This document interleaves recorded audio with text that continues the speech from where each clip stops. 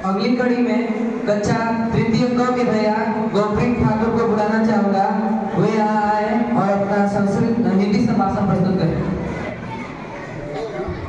बेटियों को तहसील और बेटों को सरफरोशी दी जाती है। मैं उस वतन से हूँ जहाँ हर पत्नी को इज्जत दी जाती है। गणतंत्र दिवस के इस पावन मंच पर उपस्थित आदरणीय अतिथिगण, शिक्षकगण, मेरे प्यारे भैया बहन और ग्रामवासियों का हार्दिक अभिनंदन करती हूँ। याद करते हैं उन वीर जवानों को जिनकी आवाज गूंजती है और सीने पर गोलियां खाते हुए लहूलुहान देशभक्त भूमि पर गिर पड़ते हैं, परंतु कोई यहाँ नहीं, कोई पश्चाताप नहीं दिख रहा है। तो बस साइकिलों की तेज और उस तेज में अटल विश्वास कि हमारा भारत अवश्य स्वतंत्र होगा। और 15 अगस्त 1947 को यह विश्वास प्रतिफलित भी हुआ, क्योंकि यह देश महापुरुषों का है, यह देश गुणी विद्वानों का, यह देश साधुओं संतों का, यह देश वीर बलवानों का, यह देश वीर बलवानों का।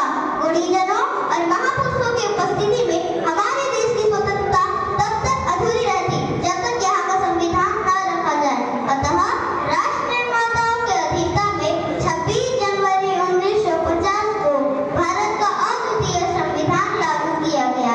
संविधान तो लागू हो गया था, पर यह बात अभी भी अपने जहन में अपनी शेष थी कि भारत की गौरव गाथा बार बार दोहरानी है। प्यारा भारत देश हमारा, हम सब हिंदुस्तानी हैं, हम सब हिंदुस्तानी हैं। परंतु अभी भी भारत के सामने ऐसी विषम परिस्थितियां थी जो मानव के सपनों को खंडित कर देती है और मन में बस यही भाव जागने लगता है कि सोचा था अपने देश को खुशियों से सजाएंगे, समता और सद्गुणों से भारत में बहारे लाएंगे।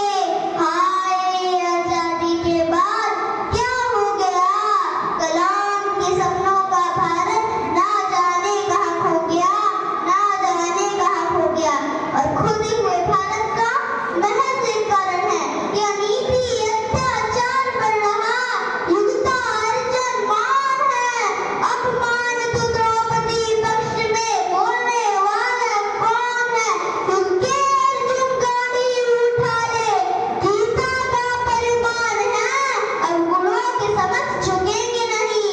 हमें करना राष्ट्र सम्मान है, हमें करना राष्ट्र सम्मान है। गणतंत्र की स्वतंत्रता के लिए यह अति आवश्यक है कि हम अपनी सभ्यता, संस्कृति, मौलिक चिंतन और वैचारिक स्वतंत्रता को बनाए रखें। लेकिन आज ऐसा लगता है कि मिली